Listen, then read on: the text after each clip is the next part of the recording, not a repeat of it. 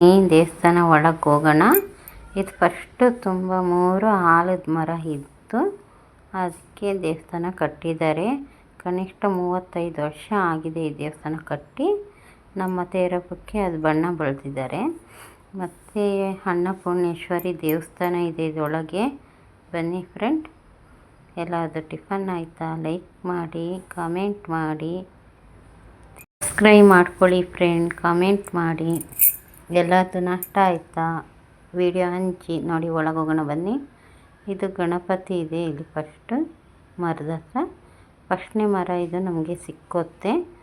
ಅದೇ 2 3 ಸುಳಿ ಹೊಡೆದಿದ್ದೆ, ಅದು 3 ಸುಳಿ ಹೊಡೆದು ಮೇಲೆಗೆ ಹೋಗಿದೆ.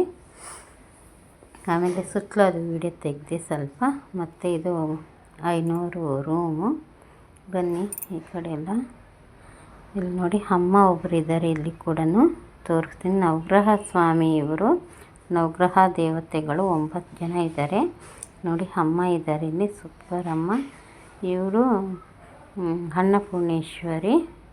ಬನ್ನಿ ಫ್ರೆಂಡ್, ಸ್ವಲ್ಪ ಮುಂದೆ ಹೋಗೋಣ. ಇಲ್ಲಿ ನೋಡಿ ದೀಪದ ಥರ ಇದು ಕಟ್ಟಿಬಿಟ್ಟು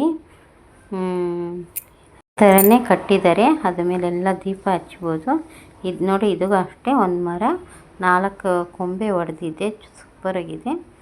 ಇದು ಕೂಡ ಚೆನ್ನಾಗಿ ಒಳಗೇ ಇದು ಮಾಡಿಕ್ಕಿದ್ದಾರೆ, ಬಂದೋಬಸ್ತ್ ಮಾಡಿಬಿಟ್ಟಿದ್ದಾರೆ, ಚೆನ್ನಾಗಿದೆ.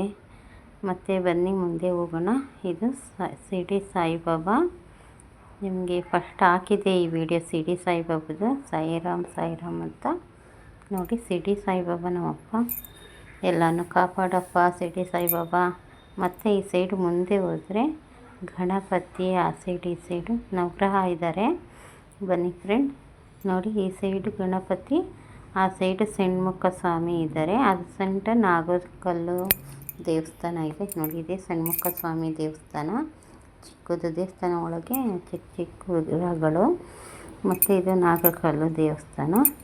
ಮತ್ತು ಮುಂದೆ ಹೋದರೆ ಹಂಗೆ ಇದೊಂದೇ ಒಂದು ಮರ, 3 ಮರ ಇತ್ತಲ್ಲ ಅದೊಂದು ಮರ. ಇದು ನವಗ್ರಹ ಸ್ವಾಮಿ. ಸುತ್ತಲೂ ವಿಡಿಯೋ ತೆಗೋಣ ಅಂತ ಹೋದೆ, ಇದು ಮುಂದೆ ಬಂದು ತೆಗೆದಿದ್ದೀನಿ ಸ್ವಲ್ಪ. ಮತ್ತು ಇದು ಅನ್ನಪೂರ್ಣೇಶ್ವರಮ್ಮ. ನಾಳೆ ವಿಡಿಯೋದಲ್ಲಿ ಸಿಕ್ಕೋಣ ಫ್ರೆಂಡ್.